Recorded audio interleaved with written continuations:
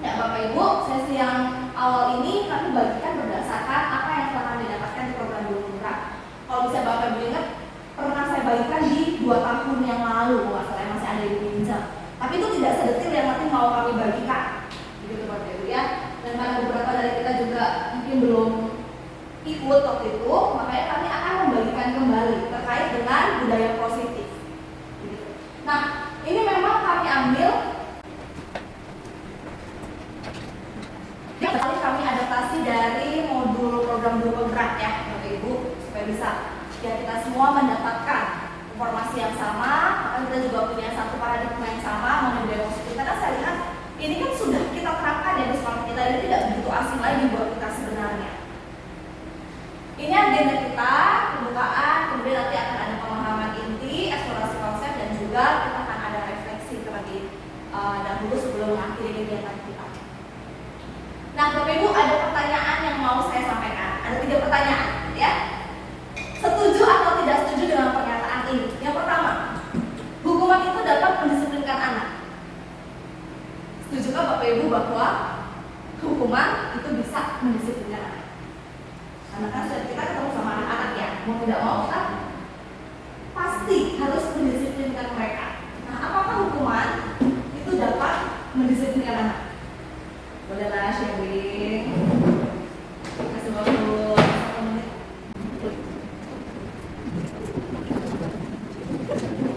Hukuman dapat mendisiplinkan anak. Ada yang mau berpendapat? Dari yang baru lulus dulu lah ya. Sekarang kalau udah bisa. Sekarang bisa. Bisa atau tidak? Kurang-kurang bisa. Kenapa kurang-kurang? Karena kan memang kadang itu bekerja kadang, tapi hukuman itu kalau kita perhatikan sifatnya hanya sementara untuk anak-anak. Jadi emang tergantung bagaimana si anak, bagaimana pola asuh orang tua. Karena kalau hanya di sekolah aja hukuman itu, ya itu hanya berlaku di sekolah. Tapi bisa aja ketika di luar itu melakukan. Thank you. Two claps. Ada yang berbeda pendapat dengan Ibu Lisa? Yang sama-sama baru datang tahun ini. Bagaimana kasus Ji? Iya, dalam konteks hukuman ya. Tadi kami saya sih bukan. Saya tadi menjuruskan hukuman itu ke suatu konteks yang agak negatif, gitu, yaitu punishment. Tapi kalau sesuai dengan pemahaman saya lebih suka ke pendisiplinan. Panggil 4 mata, ngobrol, terus ada evaluasi, refleksi. Itu kan seperti suatu hukuman. Tapi pendisiplinan supaya anak itu menyadari dan paham apa kesalahan dia. Tapi kalau konteks hukuman itu kayak tadi efek jerah sesaat gitu. Kamu kesalahan kamu dihukum, tapi kedepannya dia tidak tahu kenapa dia harus dihukum, kenapa dia melakukan itu, kenapa dia seperti itu. Jadi saya lebih pro ke pendisiplinan. Kalau hukuman saya kurang setuju. Thank you, two claps. Pernyataan kedua, pemberian efek jerah dengan hal positif seperti membaca atau membersihkan halaman sekolah itu dapat meningkatkan disiplin anak. Setuju atau tidak? Tadi kan agak kurang setuju nih kalau misalnya langsung hukuman. Kalau misalnya ada efek jerah, tapi hal positif, baca, bersihin halaman sekolah, cabutin rumput, gitu banget ya. Cabutin rumput. Apakah itu sebenarnya bisa meningkatkan disiplin anak?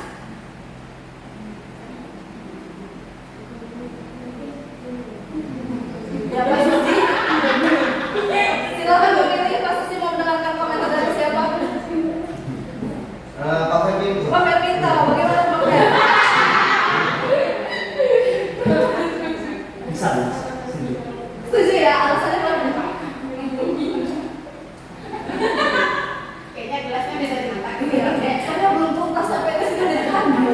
Begini, karena waktu diberikan efek jerah seperti membaca atau membersihkan halaman sekolah, nah efek jerah yang diberikan itu pun membutuhkan kedisiplinan untuk melakukannya. Jadi kalau dibilang apakah pemberian efek jerah membaca dan membersihkan halaman dapat meningkatkan disiplin siswa, ya harusnya disiplin. Karena untuk melakukan itu juga perlu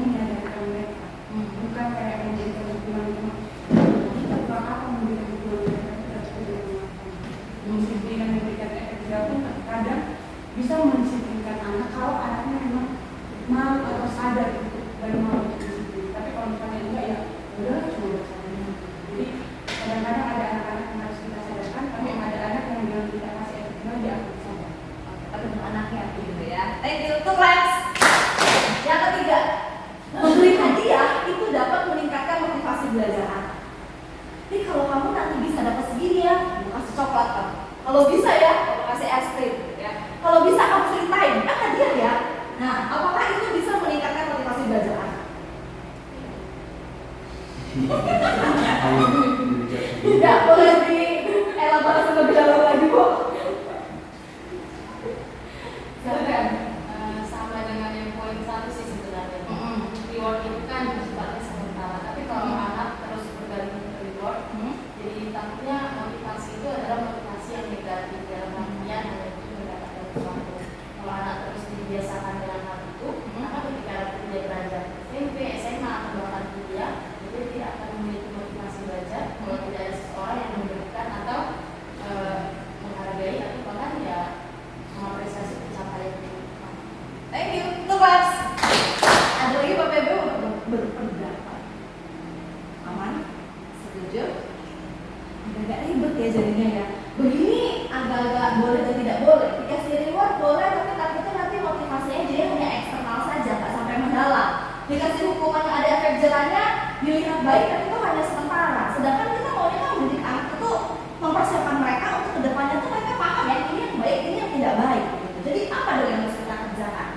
Jadi memang nggak bisa dikerjakan oleh 1-2 orang ya, tapi harus kita semua. Gitu. Jadi kita juga harus punya kesepakatan bersama terkait dengan hal ini. Nah ini adalah topik yang nantinya akan kami bahas, begitu ya. Disiplin positif, nilai kebajikan, teori motivasi, hukuman, penghargaan, restitusi, keyakinan kelas, kebutuhan dasar, begitu ya. Nah, yang pertama mengenai disiplin positif dan juga nilai-nilai kebajikan universal. Bapak Ibu, saya minta mungkin bisa menyobek sedikit kertas. Terus silakan dituliskan di kertas itu sesuatu yang berharga untuk Bapak Ibu, misal emas 50 kg, rumah 5 miliar, mobil 3 dengan harga 2,4 miliar. Coba tuliskan sesuatu yang menurut Bapak Ibu berharga. Ada keluar jelas ya. Itu berharga untuk kalau tidak saya masuk dalam.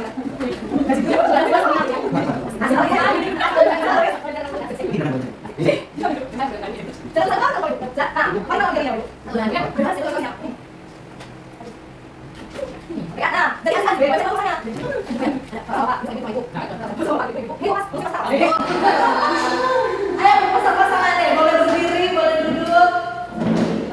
Nah, setelah cari pasangan, ini posisi pindah ya ke depannya dua anak. Setelah kita tulis sederhana, tangan sama tangan. Terus dengan segala upaya dan daya, ya, buat sebuah tangan. Terus Bapak Ibu silakan coba sekolah lagi juga untuk mengambil atau lihat. Ini hasilnya yang bisa punya. Udah tahu terus saya pengen ngambil udah tahu nggak punya ini. Tapi itu sudah berharga banget untuk Bapak Ibu. Aduh harus kan, bebas bisa main tahu ujung hati merayu gitu ya, menimuat atau apa aja deh yang bisa Bapak Ibu lakukan supaya temannya itu buka tangan. Ya, saya kasih waktu 2 menit ya. Silakan Bapak-bapak. Kasih lagi. Rendah ya. Bapak saya.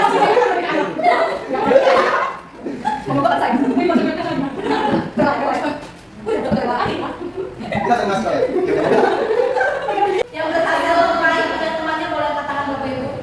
1, 2, 3. Saya dikasih Bu hari ini. 4, 5 semuanya ya. Nggak berhasil disobok. Berhasil disobok ya. Berhasilnya langsung kasih aja ya. Dengan rela.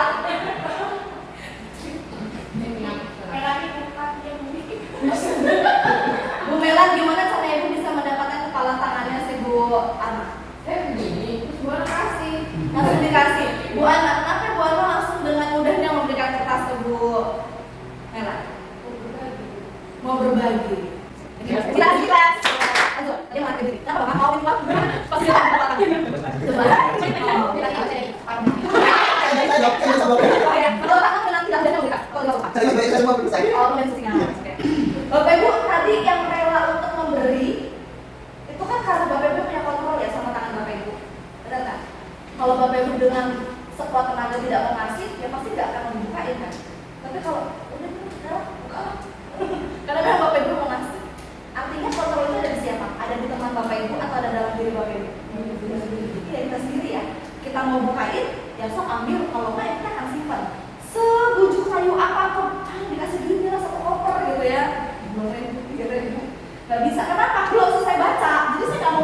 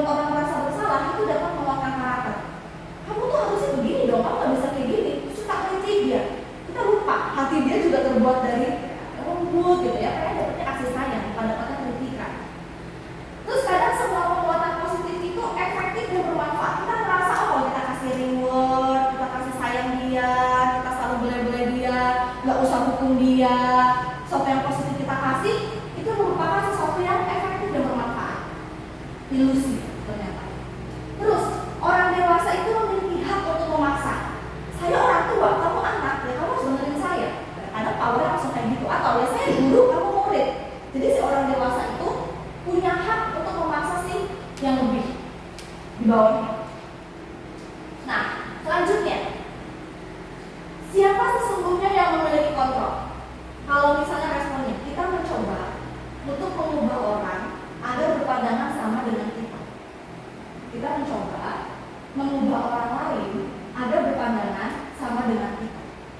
Harusnya teori kontrolnya adalah kita berusaha memahami pandangan orang lain tentang dunia, karena kita nggak bisa mengubah orang lain, gitu ya. Walaupun kita mau orang lain itu berubah, karena kita merasa kamu tuh nggak benar loh, kamu tuh harusnya kayak gini.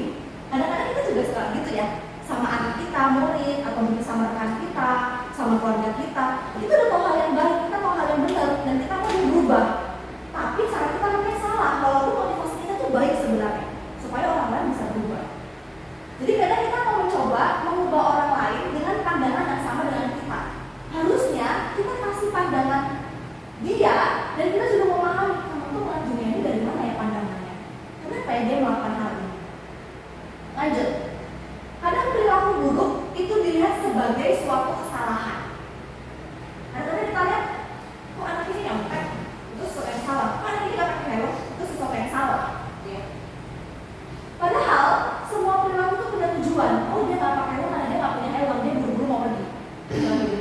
Oh pantesan dia nyontek, dia kemarin tuh gak tahu sama sekali kalau hari ini mau ada ujian, jadi dia berani-berani nyontek. Oh ternyata dia nekat, karena kalau dia nilainya jelek, orang tuanya bakal ngamuk habis-habisan sama dia, makanya dia nyontek.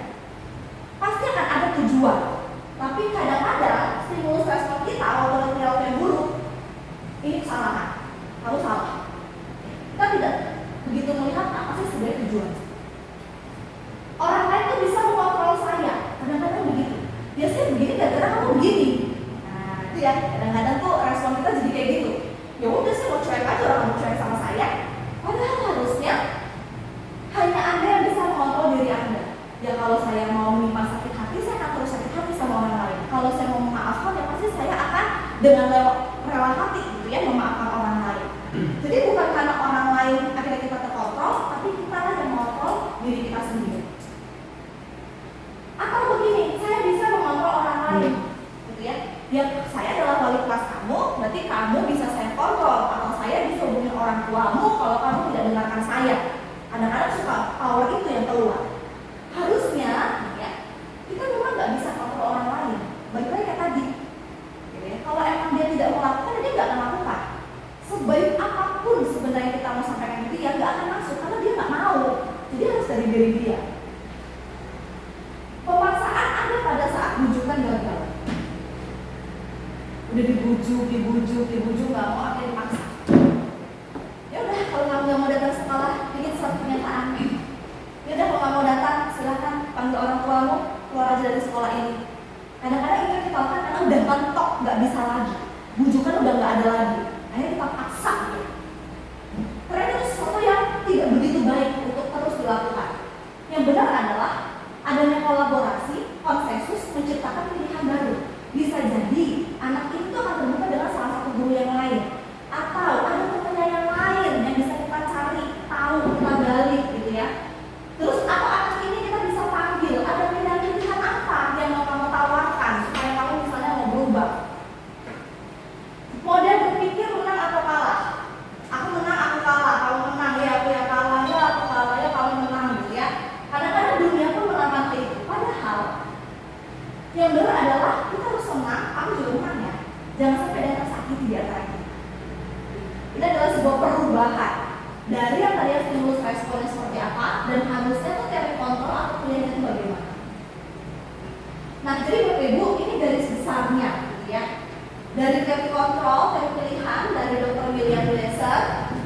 Di sini dikatakan kita tuh tidak bisa mengontrol orang lain karena hanya dialah yang bisa mengontrol dirinya. Hanya kita yang bisa mengontrol diri kita. Dari sini nanti akan ada arti dari makna disiplin itu apa. Nanti mungkin akan kita lihat selanjutnya ya. Terus semua perilaku itu pasti punya tujuan. Nah karena punya tujuan, maka nanti kita melihat ada teori motivasi apa. Kemudian kadang-kadang mereka itu lakukan untuk apa? Menghindari hukuman, mendapatkan imbalan, tapi itu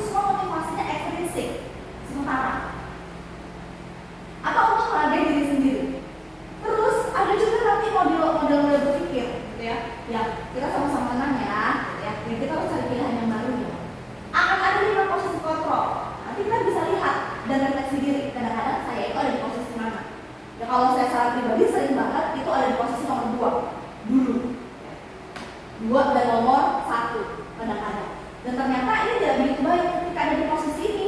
Kita itu sebenarnya hanya membutuhkan motivasi yang eksplisit. Nah, nanti kita lihat ya gimana caranya supaya kita bisa menjadi posisi kontrol yang manajer. Ada segitiga restitusi, nanti akan dijelaskan sama Ibu Lucy.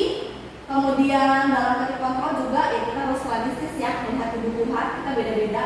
Ada yang butuhnya kasih sayang, ada yang butuhnya penghargaan gitu ya. Anak yang butuhnya penghargaan kadang dia suka bermasalah di sekolah, di kelas, karena dia sering tidak dihargai mungkin di rumahnya, dia minta dihargai di sekolah. Ada kebutuhannya itu adalah uang, misalnya gitu, uang jajan yang banyak, dia nggak dapat uang jajan. Akhirnya di sekolah dia terlihat kayak mau foya-foya, mau naktir teman-temannya gitu ya, karena dia seolah-olah saya punya nih, tapi dia sebenarnya nggak punya, karena dia nggak pernah dapat itu misalnya ya. Jadi ada kebutuhan yang berbeda. Kemudian kita mau berusaha juga untuk memahami pandangan orang lain tentang dunia, dan setiap orang itu punya gambaran yang berbeda. Nanti akan ada kebutuhan dasar, ada 5, akan dijelaskan selanjutnya. Nah, mungkin ini tidak akan terlalu panjang ya di sini karena kita sudah paham terkait dengan arti disiplin ya. Jadi disiplin itu berasal dari bahasa disiplina, artinya adalah belajar. Sesuatu yang dilakukan seseorang pada orang lain untuk mendapatkan kepatuhan. Artinya dari dalam diri dia sendiri supaya dia bisa patuh, dia supaya bisa taat, disitulah makna dari disiplin. Nah, terkait dengan teori motivasi perilaku manusia. Tadi saya sudah sampaikan ada 3 hal. Yang pertama, untuk menghindari ketidaknyamanan atau hukuman. Kadang-kadang anak-anak supaya tidak dihukum, dia melakukan. Supaya saya nggak baca koran, ya udah saya lakukan ini. Supaya saya tidak dimarahin sama guru saya, ya udah saya lakukan ini. Apa yang akan terjadi apabila saya tidak melakukan? Ujung-ujungnya adalah motivasi eksternal, takut dihukum, malu dihukum. Yang kedua, ada juga yang dia mau mendapatkan imbalan dari orang lain. Oh, kalau saya lakukan ini, nanti saya akan dihargai. Oh, kalau saya lakukan ini, nanti saya dapat free-time-nya panjang. Oh, kalau saya lakukan ini, saya akan dikasih sesuatu dari guru saya. Oh, kalau saya lakukan ini, orang tua saya akan begini ke saya. Ya, dapat imbalan. Apa yang akan saya dapatkan kalau saya lakukan ini? Itu juga motivasi adalah eksternal. Terus yang ketiga adalah motivasi internal, dan inilah sebenarnya tujuan dari disiplin positif. Kita juga mau ini menjadi budaya sekolah kita, supaya mereka itu bisa menghargai diri mereka sendiri. Karena kita tahu anak-anak kita adalah image of God. Jadi juga merupakan salah satu hal yang kita pandang sesuatu yang ini ya, yang baik sekali gitu, dan memang sesuai dengan nilai-nilai yang kita terapkan. Setiap anak perlu menghargai diri mereka. Makanya kita dulu yang perlu menghargai diri mereka, sehingga mereka juga melihat keberadaan diri mereka terhadap. Kadang-kadang ketika mereka tidak dihargai oleh orang lain, mereka akan memandang rendah nilai diri mereka. Akhirnya sulit untuk menciptakan motivasi internal. Karena nilai diri itu udah rusak. Karena nilai diri itu udah sering banget ditolak orang tua, ditolak teman, ditolak guru, gitu ya. Padahal kita mau mereka bisa menghargai diri mereka sendiri.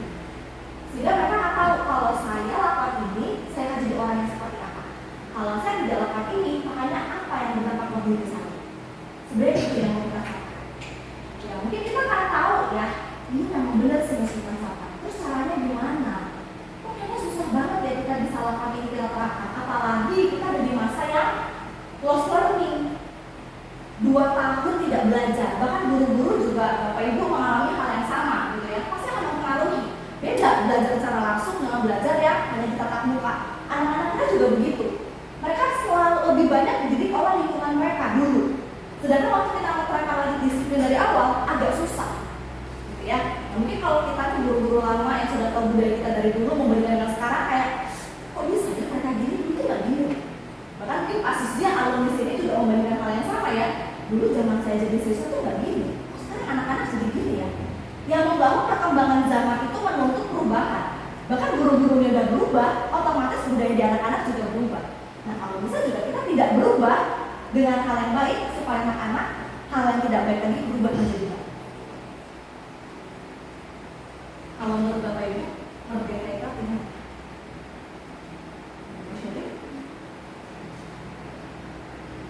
terakhir jawab tadi guru saya boleh pertanyaan? Belum. Oh iya, guru sejarah pas banget. Guru apa sih merdeka guru? Merdeka itu bebas dari apa ya? Dari tekanan mampu berdiri sendiri bebas dari tekanan, dia mampu gitu ya mengatur dirinya sendiri, berpikir sendiri. Kita kasih tepuk claps. Ada lagi Bapak Ibu yang mau berpendapat? Sama?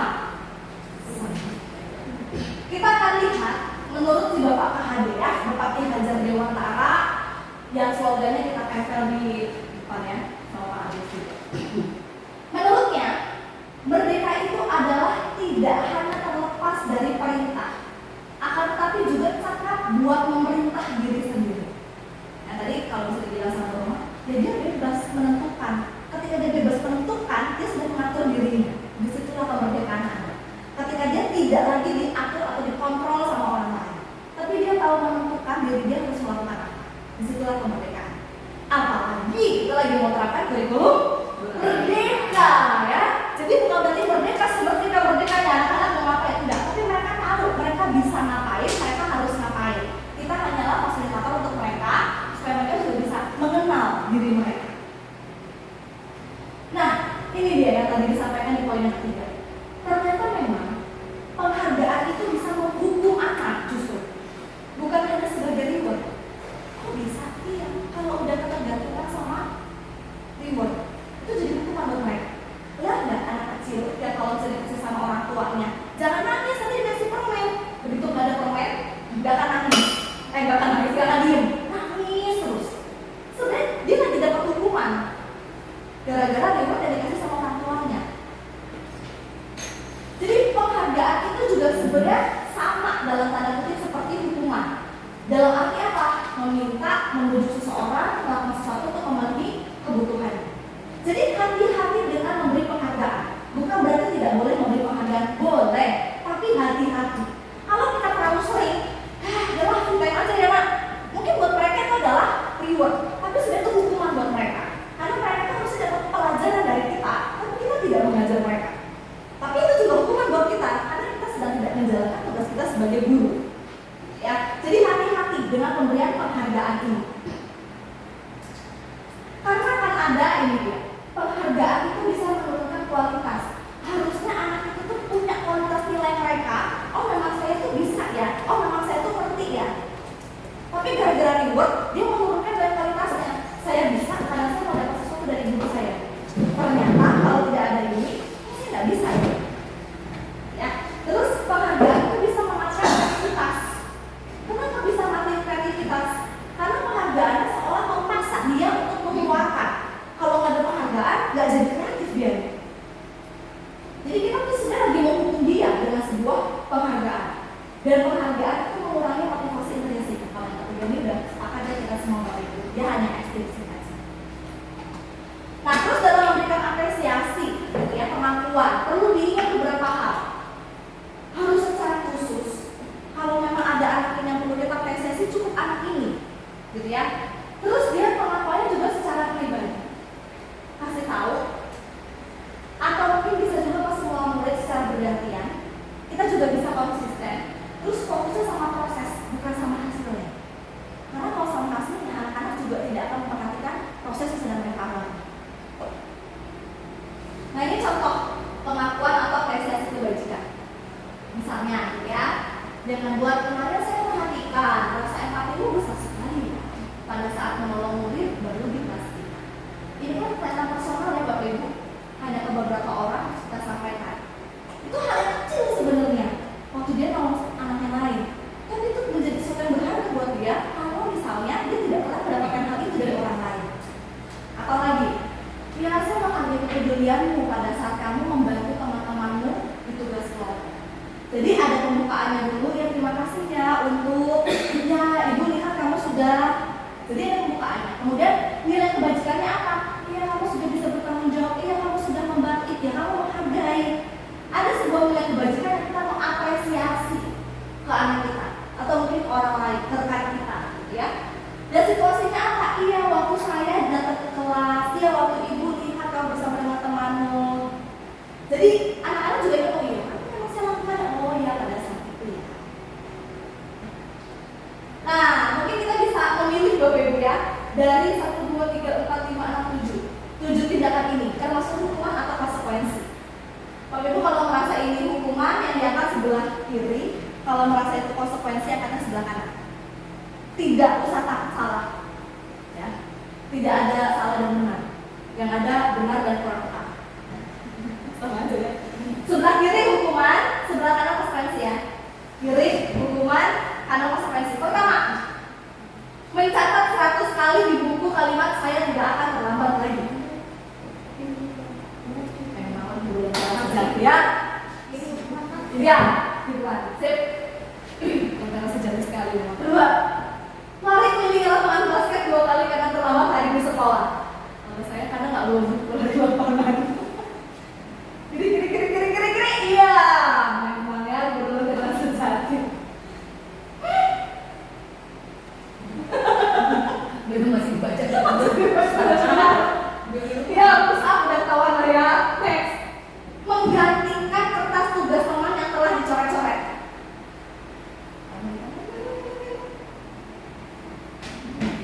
Sampaikan semua ya. Terus baca soalnya gimana? Membersihkan tumpahan air di meja tulis karena tersenggol saat belajar. Murid disuruh untuk mengenakan sepatu seharian di sekolah karena tidak mengenakan sepatu hitam. Murid disuruh untuk tidak mengenakan sepatu. Murid disuruh untuk tidak mengenakan sepatu.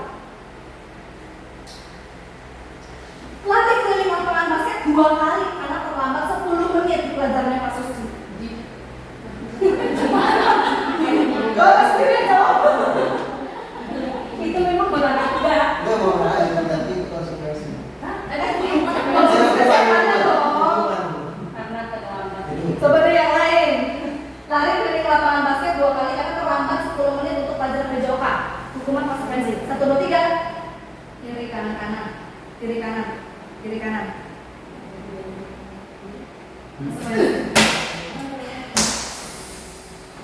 Ayolah yang jawab kanan. Boleh dijawab apa yang konsekuensi? Karena mau wajib. Gimana nih Prof? Menurut Bapak? Kenapa konsekuensi? Pemanasan. Jadi itu satu konsekuensi ya. Positifnya terlambat pemanasan. Kan dia terlambat kayak pemanasan dulu dia. Oke, kontrak. Tunjuk Pak. Udah. Udah mah. Apa alasan ibu ini? Tadi hukuman. Iya, hukuman. Karena pas sebelum pelajaran dia dimulai terlambat 10 menit. Jadi kalau itu menurut saya hukuman. Iya, karena sebelum mengikuti pelajaran, jadi itu tidak itu sebagai pemanasan ke olahraga, namun sebagai hukuman dia karena dia terlambat mengikuti pelajaran dari Kontrak. Kenapa konsekuensi? Karena ada kata ini sebenarnya. Ini menjadi hukuman kalau dia di pelajaran matematika, bahasa Indonesia, bahasa Inggris. Kenapa? Karena di PJOK itu biasanya di awal itu, Pak, Bapak kalau di awal anak-anak suka pemanasan nggak? Iya, pemanasan Iya. lari lapangan. Lari lapangan. Terus anak kita terlambat pas 10 menit, itu lari nggak biasanya? Dia wajib lari sih, Bu. Wajib lari Tapi kan? nggak ditambah baca porsinya sama. Porsinya tetap sama. Nah, karena dia terlambat, dia ikut pemanasan sama teman-temannya, jadi wajar kalau dia harus pemanasan dulu. Ya, kenapa dibilangnya tuh bukan hukuman tapi konsekuensi? Itu termasuk hukuman kalau di pelajaran bahasa Indonesia dia lari gitu ya. Nanti hubungannya dari bahasa Indonesia dia lari. Perbandingannya Bapak Ibu, nggak terlalu jauh juga ya. Misalnya hukuman ya, yang menyakiti yang terjadi, terus buat anak sakit secara fisik maupun secara hati gitu ya. Terus dia akhirnya benci sama kedisiplinan, ada sebuah pemaksaan, mengganggu anak, terus dia jadi punya konsep diri yang buruk dan seterusnya. Kalau konsekuensi itu yang memang harus terjadi gitu. Terus buat anak merasa tidak nyaman dan seterusnya ya. Saya yakin Bapak Ibu juga sudah memahami perbedaan dari hukuman dan konsekuensi. Nah, ini dia Bapak Ibu. Jadi selain hukuman, konsekuensi, ada satu lagi restitusi. Contoh, kalau di hukuman, sesuatu yang menyakitkan harus terjadi. Ya, kamu nggak bawa, tarik, cabut, sesuatu yang menyakitkan dan dia nggak suka, itu harus terjadi. Tapi konsekuensi, ya memang harus terjadi. Kamu coret punya temanmu, kamu ganti, gitu ya. Karena dia nggak mampu lagi beli, ya kamu cari tahu gimana caranya supaya bisa ganti punya temanmu. Karena emang harus dilakukan. Tapi kalau restitusi itu kasih pilihan.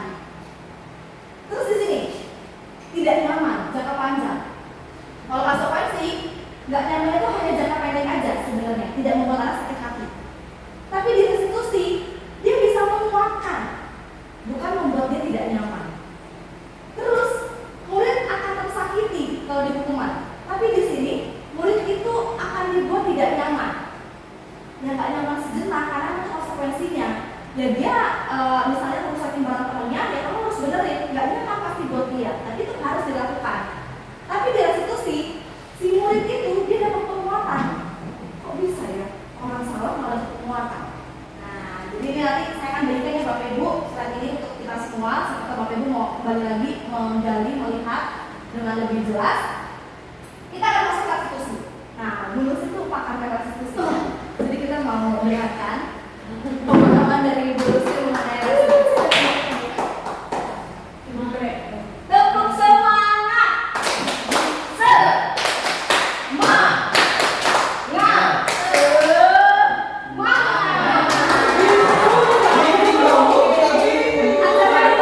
Bapak Ibu, mari kita tepuk semangat. Mari saya undang Bapak Ibu untuk berdiri ya.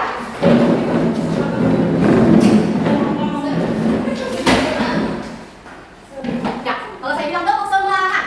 Semangat. Semangat. Sekali lagi tepuk semangat. Semangat. Semangat. Oke, baik. Kalau tadi Bu Sri Paris lakukan untuk kembali sudah menjelaskan tentang perbedaan antara apa itu hukuman, apa itu konsekuensi, gitu ya. Jadi kalau hukuman itu sebenarnya bisa dikatakan juga berpihak dari dirinya sendiri dari satu sisi, tapi kalau konsekuensi tadi sebenarnya sudah disepakati, gitu ya. Tapi kalau tadi sudah dijelaskan juga hukuman itu adalah bersifat negatif, tapi konsekuensi itu adalah mereka. Nah, ada yang ketiga yaitu adalah restitusi. Jadi mendisiplinkan itu dengan ada dengan cara restitusi. Nah, jadi tadi kan sebelumnya disebutkan mendisiplinkan ada dengan cara hukuman, ada dengan cara memberikan konsekuensi, ada dengan cara restitusi. Nah, sebenarnya apa itu restitusi? Nah, menurut dosen tahun 2004, restitusi itu adalah proses menciptakan kondisi bagi murid untuk memperbaiki kesalahan. Untuk memperbaiki kesalahan, siapa yang memperbaiki kesalahan adalah si anak ini. Nah, sehingga mereka bisa kembali pada kelompok mereka, kepada teman-teman mereka, bukan menyesatkan, tetapi mengembalikan mereka kepada kelompok mereka dan mereka memiliki karakter yang lebih kuat, menjadi pribadi yang lebih mandiri. Ya, restitusi juga merupakan proses kolaboratif yang mengajarkan murid untuk mencari solusi untuk masalah mereka. Jadi kita sebagai guru, ya, untuk menuntut murid tersebut mencari solusi. Jadi murid yang mencari solusi. Nah, dan membuat murid berpikir tentang orang seperti apa yang mereka ingin menjadi. Mereka itu menjadi apa, gitu ya? Nah, kalau sebelumnya itu mereka sudah tahu apa keyakinan tadi sudah seperti sebelum lagi apa keyakinan kelas kita, ya, dan bagaimana mereka harus memperlakukan orang lain. Gitu. Jadi ada ciri-ciri restitusi. Yang pertama bukan untuk menebus kesalahan, namun untuk belajar dari kesalahan. Ya, untuk menebus kesalahan, dia sudah bayar, dia sudah selesaikan, sudah selesai, dia hanya fokus kepada tindakan. Contohnya, kalau misalnya ada satu pesta, gitu ya, nah ternyata teman Bapak Ibu memecahkan gelas tanpa sengaja, apakah kita meminta dia menggantikan gelas itu? Itu tidak. Nah, terus yang kedua, kalau misalnya kita sudah memiliki suatu janji, gitu ya, sama teman kita, gitu ya, nah terus ternyata teman kita itu juga punya janji yang tidak kalah penting, gitu ya, dengan orang lain. Nah, lalu kita menemui teman kita itu, naik taksi. Nah, apakah kita meminta bayaran kepada teman kita itu untuk membayar uang taksi? Nah, jadi yang pertama bukan untuk menebus kesalahan. Jadi artinya begini. Anak bukan fokus hanya dia harus menyelesaikan konsekuensinya, bukan hanya fokus di situ, tetapi ketika murid berbuat salah, guru tidak hanya mengarahkan menebus kesalahan dan membayar sejumlah uang, bukan memperbaiki kerugian yang timbul atau sekedar meminta maaf, bukan itu fokusnya. Tetapi murid yang berbuat salah fokus pada tindakan menebus kesalahannya dan menghindari ketidaknyamanan yang bersifat eksternal. Jadi kalau tiga lakukan itu adalah bersifat eksternal, bukan bersifat internal. Terus yang kedua, memperbaiki hubungan. Kita menuntut anak adalah berefleksi, gitu ya. Yang ketiga, tawaran, bukan paksaan. Gitu. Jadi kita menawarkan kepada murid kita menciptakan kondisi yang membuat murid kita itu bersedia menyelesaikan masalah tersebut. Nah, contohnya kita bisa mengatakan berbuat salah itu pasti semua orang lakukan. Berbuat salah itu manusiawi, gitu ya. Nah, jadi yang keempat, restitusi menuntut untuk melihat ke dalam dirinya. Nah, artinya di situ adalah kita bisa mengatakan kamu ingin menjadi seperti apa. Kamu akan terlihat, terdengar, terasa seperti apa. Bagaimana kamu mau diperlakukan. Nah, itu yang dikatakan adalah menuntut untuk melihat ke dalam diri. Yang kelima, restitusi mencari kebutuhan dasar. Tadi kita sudah disinggung sebelumnya, apa yang menjadi kebutuhan dasar. Kalau anak sudah mengetahui kebutuhan dasarnya, maka dia bisa mengontrol dirinya. Nah, tadi ada beberapa kebutuhan dasar, nanti ada selanjutnya, ada 5 kebutuhan dasar. Terus restitusi ini adalah cara yang terbaik, cara yang paling baik. Kalau dia sudah tahu, jadi kebutuhan dasar dia akan tahu apa cara yang paling baik yang dia lakukan. Yang ketujuh, restitusi fokus pada karakter, bukan tindakan. Jadi tindakan adalah yang bersifat internal. Yang kedelapan, restitusi fokus pada solusi. Jadi kita menuntut anak untuk supaya anak itu bisa menemukan solusi. Dan yang terakhir adalah restitusi mengembalikan murid yang berbuat salah pada kelompoknya. Jadi kalau kita misalnya mengatakan dalam kelas dia berbuat salah, tiba-tiba kita mengatakan pulang. Nah, berarti itu adalah bukan mengembalikan murid pada kelompoknya, pada satu temannya, bukan menciptakan murid menjadi pribadi yang tangguh, menjadi yang kuat, atau menjadi murid yang berkarakter, atau kita katakan kamu tidak mengerjakan terus, kamu kemudian diwangi tanpa pengawasan. Jadi itu bukan mengembalikan murid yang berbuat salah pada kelompoknya. Tetapi itu dia tadi kita harus lewat segitiga restitusi bagaimana menstabilkan situasi. Oke, selanjutnya keyakinan kelas. Menurut Bapak Ibu apa itu keyakinan kelas? Keyakinan kelas itu apa? Keyakinan kelas itu bersifat abstrak. Itu adalah satu nilai-nilai kebajikan. Nah, nilai-nilai kebajikan yang bersifat universal, gitu ya. Itu keyakinan kelas. Nah, mengapa tidak perhatian saja? Kenapa harus keyakinan kelas? Kenapa? Ada yang tahu Bapak Ibu? Kenapa tidak perhatian saja? Kenapa harus keyakinan kelas? Ada yang bisa jawab Bapak Ibu? Kalau perhatian kan itu tadi misalnya yang di apa? Misalnya orang pertama ini sudah ada proses sebenarnya. Tapi kalau keyakinan kelas, dari satu kelas itu merasa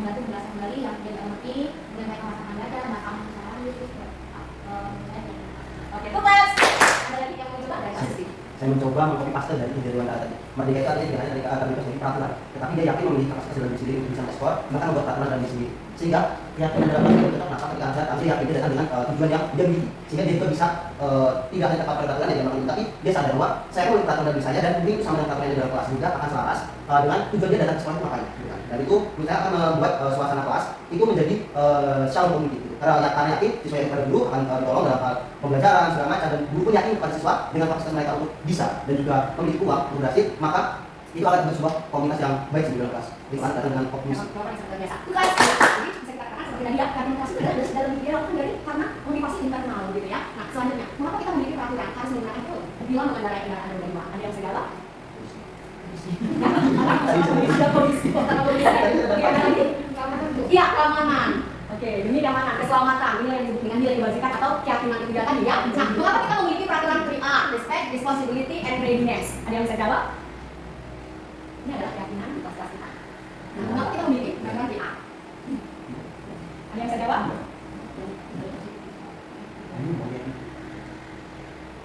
Mungkin belum tadi. Mengapa? Silakan menjawab. Saya lihatnya sekolah itu dia tunjukkan dari mereka tidak menyadari tidak harus sebutnya ada sempat sebenarnya sebetulnya ada di sisi kelas sekolah menjadi Membiasakan dalam budaya. Oke, itu mas. Mengapa kita memiliki peraturan harus datang tepat waktu pada saat kapanpun? Ada yang bisa jawab? Mengapa kita memiliki peraturan harus datang tepat waktu? Karena menghargai orang. Tindakan menghargai orang. Itu mas.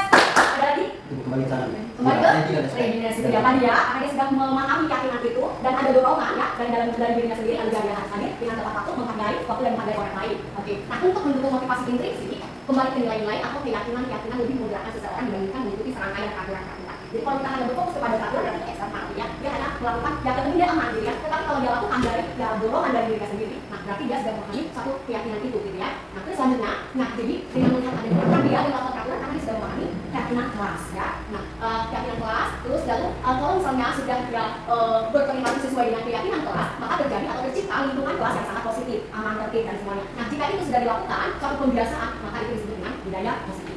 Nah selanjutnya, yang mana yang merupakan keyakinan kelas? Mengapa? Kesepakatan kelas kami guru dan murid yang saling menyayangi. Tadi kan kalau keyakinan itu adalah bersifat abstrak gitu ya, universal. Kami murid yang semangat belajar, kami murid yang peduli dengan teman-teman. Datang tepat waktu, mengucapkan salam, menjaga kebersihan sekolah, berdoa sebelum dan sesudah kegiatan aktif dalam pembelajaran praktik. Ada yang segala yang mana? Ya, keyakinan kelas. ABC ya, menyayangi ya, itu adalah keyakinan ya, abstrak. Nah, semangat. Terus yang B, kepedulian. Nah, yang sana adalah yang sebelah kiri itu peraturan. Oke, jadi kegiatan pendalaman keyakinan kelas. Nah, ya, jadi seorang itu berperilaku hormat, jadi dia terdengar satu orang berbicara yuk, nah terdengar yuk, saya bantu. Kita bisa selesaikan ini bersama. Terima kasih, tolong ya, gitu ya. Itu terdengar hormat. Nah, permisi, boleh saya pinjam? Nanti akan segera saya kembalikan. Nah, terlihat berempati terhadap berempati terhadap perasaan orang lain, memegang barang milik orang lain hanya dengan izinnya, mendengarkan dengan seksama, senantiasa berbuat baik, berbagi, berperilaku, yaitu tersenyum, ramah, memberikan salam hormat, berjabat tangan, ya, memberikan ruang kerja positif yang tenang. Nah, tampak seperti datang tepat waktu, tidak tampak seperti sering hadir terlambat, tampak seperti menyapa teman dan guru setiap hari, tidak tampak seperti acuh kepada teman dan guru. Ya, tindakan yang hormat itu tampak seperti mengembalikan barang teman yang telah dipinjam dan mengucapkan terima kasih. Nah, yang tidak tampak seperti mengembalikan barang yang telah dipinjam dan meletakkan sembarangan. Nah, bekerja tampak seperti tekun bekerja dan menerima guru. Tidak tampak seperti tidak mendengarkan guru dan cuma acuh. Bekerja menyerahkan tugas tepat waktu dan tidak tampak seperti mengerjakan tugas tidak tepat waktu. Nah, selanjutnya ini peraturan selalu kembalikan buku pada tempatnya. Berarti keyakinan kelas, ya, keyakinan adalah bertanggung jawab. Peraturannya dilarang mengganggu orang lain, keyakinan menghormati orang lain. Peraturan hadir di sekolah 15 menit sebelum pembelajaran dimulai, keyakinan menghormati orang lain. Peraturan dilarang melakukan kekerasan, berarti keyakinannya adalah keselamatan, menghormati orang lain. Peraturan dilarang menggunakan narkoba, berarti keyakinan kelas adalah kesehatan. Peraturan bergantian atau menunggu giliran atau antri ya, berarti keyakinan kelasnya adalah menghormati orang lain, bersabar. Peraturan gunakan masker, berarti keyakinan kelas adalah kesehatan dan keselamatan. Peraturan jangan berlari di kelas atau di koridor, keyakinan kelas keselamatan dan kenyamanan. Nah, selanjutnya ini ya, kebutuhan dasar manusia dan dunia yang berpaling saya sudah sebelumnya bahwa kebutuhan dasar manusia itu ada 5. Jadi kalau anak kita misalnya melakukan sesuatu yang tidak sesuai dengan ekspektasi kita, berarti ada yang tidak terpenuhi dari kelima kebutuhan dasar tersebut. Nah, yang pertama adalah bertahan hidup gitu ya. Nah, bertahan hidup atau bisa dikatakan kebutuhan dasar primer gitu ya. Makanan, sandang dan juga kenyamanan gitu ya. Nah, yang kedua kasih sayang dan rasa diterima. Nah, paling cuek sekalipun butuh diperhatikan. Nah, jadi kalau misalnya dari buat pula, kita bisa lihat kira-kira kebutuhan dasar mana yang belum terpenuhi. Nah, yang kedua penguasaan, ya. Jadi penguasaan. Oke, jadi penguasaan berarti dia harus diberi kesempatan untuk memimpin. Penguasaan dia diberi kesempatan untuk mengeksplor bakat atau kita beri kesempatan gitu ya untuk mengeksplor bakat dia. Terus yang selanjutnya kesenangan. Nah ini yang saya refleksikan kepada diri saya gitu ya, kesenangan. Jadi dalam kelas anak-anak juga butuh untuk belajar dengan senang gitu ya. Berarti kalau misalnya mereka bosan, berarti kebutuhan dasar yang tidak terpenuhi adalah rasa senang dalam kelas. Kalau dia senang kepada guru, mungkin dia akan antusias untuk mengerjakan tugas yang kita berikan, antusias untuk mengikuti pembelajaran dari kita. Lalu yang terakhir adalah kebebasan. Nah, kebebasan berarti kita sebagai guru di dalam kelas memberikan beragam metode, beragam media supaya anak-anak juga bisa mengeksplor diri atau bisa belajar dengan sesuai dengan gaya belajar mereka. Jadi kita berikan kebebasan kepada mereka. Itu dari yang berikan belajar, ya. Nah, ini selanjutnya posisi kontrol. Nah, ini sudah masuk dalam. Jadi tadi kita sudah tahu ya apa itu tadi keyakinan kelas, lalu kita sudah mengetahui ada 5 kebutuhan dasar. Nah, sekarang ada 5 posisi kontrol, yaitu ketika anak kita melakukan suatu masalah atau berbuat salah. Nah, motivasi ya. Terus ada identitas gagal, ada identitas berhasil, sukses, ada identitas berhasil, sukses itu kontrol diri. Nah, kalau identitas berhasil, sukses itu adalah teman dan pemantau. Motivasi ya, guru berbuat sebagai pendukung. Nah, coba kita berefleksi, apakah di manakah posisi kita? Nah, dia sebagai pendukung menghadik, menunjuk, menyakiti, menunjuk ya. Kamu sudah saya bilang berkali-kali ya, gitu ya. Terus udah, wah, gitu. Terus misalnya ada gitu ya, contohnya. Sudah saya bilang sekali tadi kamu tidak ada, kamu nggak suka dengan saya, wah. Gitu. Terus yang kedua, bagaimana dia berkata, kalau kamu tidak melakukan, awas ya, rasakan. Gitu. Terus hasilnya apa? Anak itu akan cenderung membongkar, menyalahkan orang lain, dia akan berbohong. Kaitan dengan dunia berkualitas, murid meletakkan guru di luar dunia berkualitas. Murid berkata, biarkan aja, nanti juga marah lagi. Nah, misalnya kita sudah bilang selalu dia kata salahkan, saya bersalah. Terus dampak pada murid, dia akan mengulangi kesalahan. Ada yang dari pembangkang, ya. Terus bagaimana membuat orang merasa bersalah? Nah, guru akan dibuat berceramah, ya, dan mengatakan apa yang seharusnya. Ibu kecewa, ya. Nah, ibu kecewa, kamu sudah melakukan hal ini. Nah, terus guru berkata, kamu sudah tahu, ibu lelah sekali. Nah, ibu lelah sekali mengatakan ini, sudah berulang-ulang kali. Ibu stres, gitu ya. Nah, terus hasilnya bagaimana? Nah, menyembunyikan, menyangkal, berbohong. Nah, terus kaitannya dengan dunia berkualitas, murid meletakkan guru di dalam dunia berkualitas. Murid akan berkata, maafkan saya, hanya sebatas itu. Ya. Nah, dampaknya dia akan merasa terganggu. Nah, dia sebagai teman, guru berbuat dia sebagai teman, membuat alasan-alasan untuk muridnya.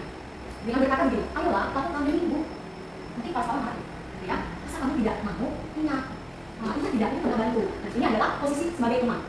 Murid meletakkan guru, kaitan dengan dunia berkualitas, murid meletakkan guru sebagai orang yang sangat penting di dunia yang berkualitas. Murid berkata, saya pikir bapak, ibu teman saya, ternyata, ya, yang gitu. Nah, murid akan berkata, dia akan menganggap arti teman saya, gitu ya, akan menganggap teman.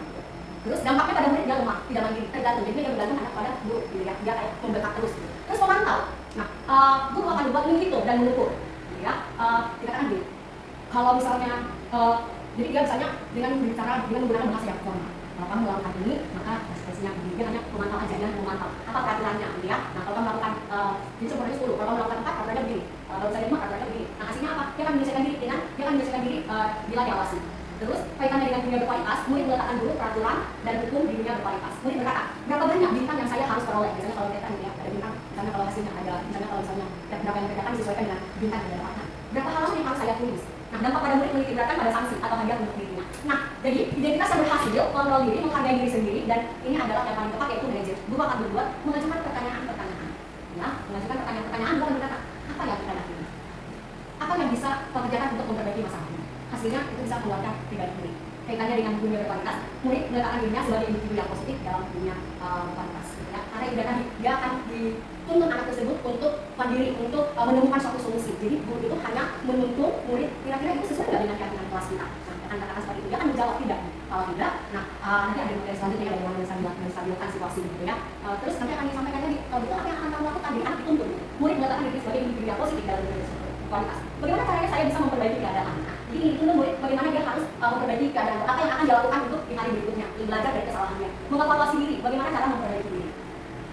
Nah, pernyataan, siapa yang mengatakan itu? Tadi ada kontrol ya. Satu adalah sebagai apa tadi yang pertama? Guru sebagai pendukung, guru sebagai teman. Ya teman.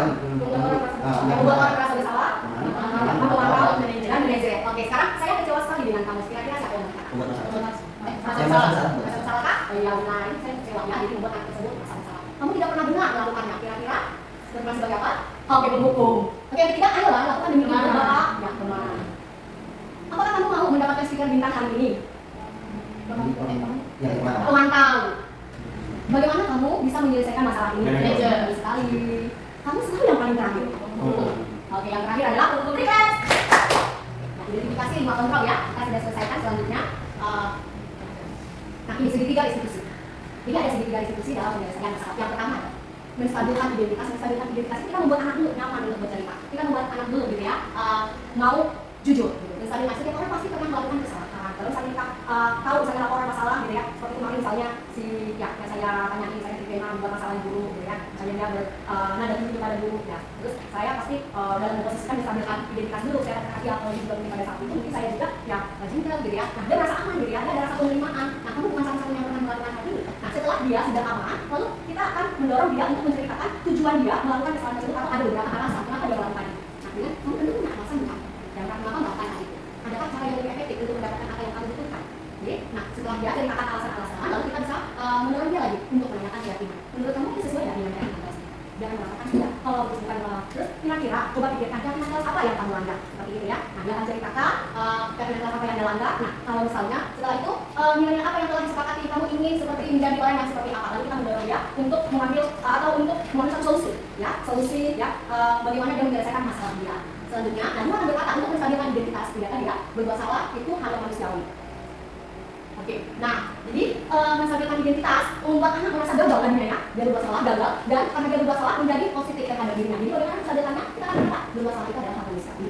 Terus yang kedua, tidak ada manusia yang sempurna. Kita bilang ya, bagaimana supaya dia tadi ya nyaman. Bapak ibu juga buat salah, kita pasti bisa menyelesaikan permasalahan ini. Bapak ibu tidak tertarik untuk mencari tahu siapa yang benar, siapa yang salah. Contohnya, misalnya ada masalah gitu ya, ibu nggak melakukan siapa yang salah, siapa yang benar gitu ya. Setiap orang itu pasti pernah berbuat salah gitu. Kalau kamu menyalahkan diri sendiri terus apakah kamu bersikap baik pada diri sendiri? Jadi kita di sini jangan sampai menyalahkan gitu ya, jangan sampai orang berbuat kesalahan. Nah ini menstabilkan identitas sampai dia nyaman untuk bercerita, menyampaikan tujuan dia melakukan kesalahan itu atau alasan-alasan. Nah validasi juga, validasi informasi, membantu murid mengenali basic dirinya. Nah dari nanti dia bercerita kita tahu kira-kira yang tidak terpenuhi kebutuhan dasar apa begitu. Nah pada dasarnya setiap tindakan manusia tujuannya adalah memenuhi kebutuhan dasar. Nah apakah itu power, freedom, love, and belonging, fun, atau survival? Yang kelima kan dia kelima kebutuhan dasar tadi. Jadi biasanya begini yang katakan, kamu bisa saja kan melakukan hal yang lebih buruk gitu ya. Nah misalnya pada saat itu dia bercerita apa yang terjadi saat itu, saya merespon dulu dengan nada tinggi. Terus saya mengapresiasi karena bisa saja kamu mendobrak meja dan kamu keluar. Misalnya seperti itu yang saya sampaikan, kamu pasti punya alasan mengapa melakukannya.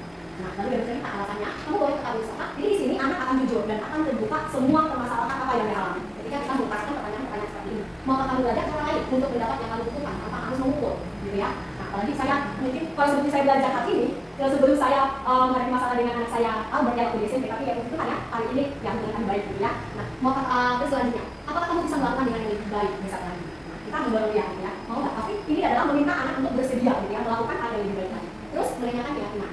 Nah, anak melihat kesalahannya dihubungkan dengan norma sosial dan nilai-nilai yang mendasari manusia berinteraksi dengan orang lain. Nah, kita bisa mengatakan hal seperti ini. Apa nilai yang kita percaya di kelas? Nilai-nilai universal apa yang telah kita sepakati? Kelas dia itu seperti apa sih? Gitu ya. Nah, dia akan menjawab gitu ya. Jadi kita mengarahkan anak tersebut gitu. Kamu ingin jadi anak seperti apa? Sampai dia bisa berefleksi dan menemukan dirinya dan mendorong dirinya menjadi anak yang berkarakter lebih kuat, ya, menjadi murid yang menjadikan murid pribadi yang lebih kuat. Apa yang kamu rasakan ketika kamu melakukan itu? Kamu menjadi orang seperti apa? Nah, ini adalah menanyakan keyakinan. Nah, kita tensi 30. Jadi Bapak Ibu, nanti akan ada beberapa kasus yang akan di-share sama Bu Rusi. Maka waktu memang tidak cukup ya Bapak Ibu, kita sudah mau masuk ke jadwal yang ada di kita, sekarang di Moodle. Nah, jadi nanti pada saat kita selesai di jam 14.45 ya, sebelum closing, nanti kita akan melihat ini sedikit dulu untuk bisa flashback sesi pagi Bapak Ibu masih ada atau tidak. Nanti di terakhir kita akan refleksi dan juga melihat beberapa mungkin case study yang sudah Bu Rusi share. Gitu ya Bapak Ibu. Jadi sekarang silakan boleh pilih secara masing-masing. Ya, jadi sekarang pilih masing-masing, bisa nyaman yang tempat yang nyaman saja. Bapak Ibu boleh di sini, boleh di kantor guru, di beberapa kelas juga silakan. Siapa bisa fokus mengikuti pilihan kita. Saya pilih ya Bapak Ibu sesuai dengan yang dulu. Kalau misalnya ada yang kesulitan terkait dengan akses atau mungkin ada yang apa, silakan boleh dimasukkan ke saya waktu. Oke.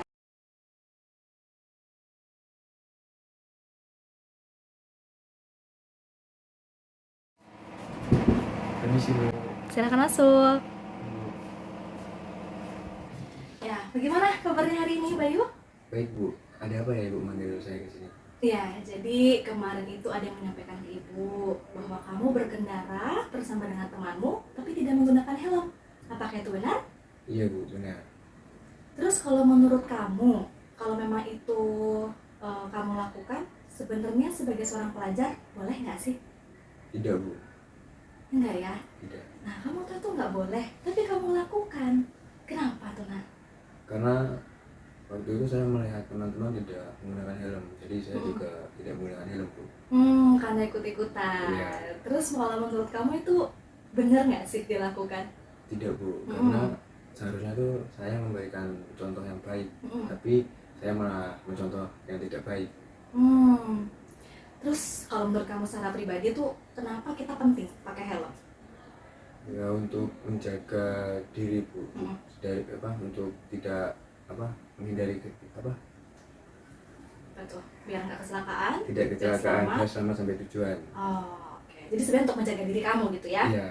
Nah, kalau memang kamu tahu itu penting, itu baik begitu, kenapa kamu lakukan? Karena tadi ikut-ikutan teman. Iya, karena Iya. ikut-ikut tidak menggunakan helm. Nah setelah tadi kamu tahu tuh untuk menjaga keselamatan diri Bu gitu ya, apa yang selanjutnya mau kamu lakukan? Ya untuk kedepannya ya lebih menjaga diri. Kemana-mana tuh menggunakan helm, untuk dekat jauh menggunakan helm. Oke. Nah kalau memang kamu akan lakukan mungkin kapanpun dimanapun begitu ya, walaupun itu jaraknya dekat jaraknya jauh, kalau tadi waktu kamu sampaikan itu hal yang sangat baik ya. Dan Ibu harap ketika kamu lakukan itu bukan karena kamu takut biar nggak dipanggil lagi nih sama Bu Fanis, atau mungkin biar nggak dilaporin lagi gitu ya, tapi memang kamu sadar itu memang untuk menjaga dirimu biar kamu juga bisa selamat. Apalagi udah kelas 12 biar bisa jadi contoh nih buat adik-adik kelasmu ya. Baik Bu. Ya. Udah kalau begitu silakan balik lagi ke kelas. Terus ini ya Ibu titip pesan, karena kamu udah kelas 12 juga, jadilah contoh buat adik-adik kelasmu, jadilah berkat kemanapun dimanapun ya, teruslah pakai helm gitu ya. Bahkan kau bisa tegur tuh adik-adik kelasmu kalau dia nggak pakai helm. Oke? Oke Bu. Thank you ya. Ya Bu. Terima kasih Bu. Nah, oke nak, coba ceritain apa yang tadi terjadi waktu pelajaran matematika. Jadi begini Bu, sebelum belajar matematika, saya itu mencari buku latihan saya yang baru dipegang kemarin, tetapi tidak ada Bu. Saya menemukan buku itu tuh tidak ada Rengga. Oke, kemudian setelah itu Saya tanya kepada Rengga, kenapa buku saya ada di lacinya, tapi Rengganya malah tahu Bu, mengatakan nilai saya jelek. Jadi saya tidak terima Bu, saya terus emosi. Oke, makasih ya Bayu ya udah menceritakannya. Nah sekarang gue mau dengar dari Rengga, kenapa bisa ada tuh bukunya Bayu di tempat kamu? Bukunya tuh kayak tiba-tiba di meja saya gitu Bu, terus kayak saya tuh iseng gitu buku dan buka, terus kayak nilainya jelek gitu, terus sebenarnya tuh kayak aku mau balikin gitu Bu, cuman pikiran kayak mau kerjain Bayu gitu Bu. Terus kenapa akhirnya kamu menertawakan nilainya Bayu? Ya cuma spontan aja sih Bu, kayak nilainya kayak gimana gitu. Oke, jadi nak, ini ibu tidak akan menanyakan kesalahannya ya, tapi lebih ke gimana kita mau memperbaiki masalah yang ada gitu ya. Nah jadi ibu ini ya, kalau misalnya nih kamu Rengga jadi Bayu, apa yang kira-kira akan kamu rasakan kalau kamu digituin sama teman kamu? Ya pasti kesel sih Bu, karena disengin terus nilainya kita ditawain pakai jelek gitu kan. Kesel Bu. Oke. Ya jadi itulah yang dialami sama Bayu begitu ya. Makanya wajar sekali sebagai orang yang mau mempertahankan diri, dia jadinya marah begitu.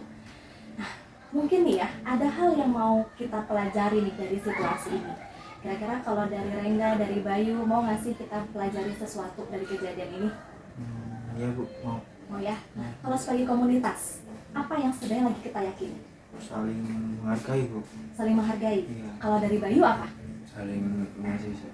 Saling mengasihi. Nah, kalau memang itu yang kita yakini nih, sebagai komunitas, apa yang sebenarnya mau kita lakukan ke depannya? Nilai-nilai apa sih yang mau kita kerjakan? Ya, saya akan berusaha untuk tidak iseng dan membandingkan nilai dengan yang lain Bu.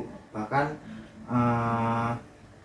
kayak di komunitas tuh saya akan saling menghargai, terus membantu untuk supaya temennya nilai itu baik gitu, lebih baik lagi gitu Bu. Bukan malah mengejeknya atau mengetawain Bu. Thank you ya Rengga ya, bagus sekali apa yang kamu akan rencanakan, proses pembelajaran apa yang kamu dapatkannya dari kejadian ini. Kalau dari Bayu sendiri gimana nih nak? Kalau dari saya sih, saya akan berusaha lebih mengontrol emosi saya Bu. Jadi seperti tidak kesulitan emosi karena hal sepele. Ya supaya saya dapat memberikan kasih kepada teman-teman saya. Gimana?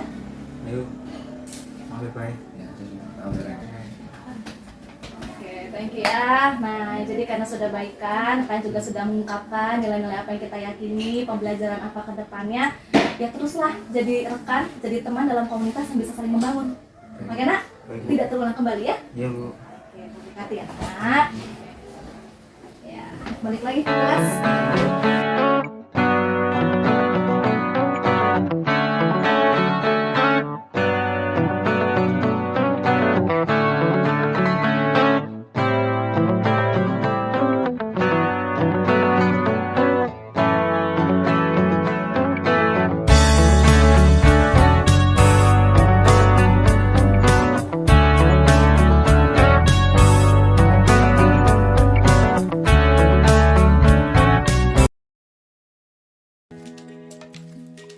Setelah melakukan percakapan tadi, saya merasa tersadarkan dan menjadi tenang. Saya tahu apa yang harus saya lakukan ke depannya untuk memperbaiki diri dan lebih baik lagi ke depannya.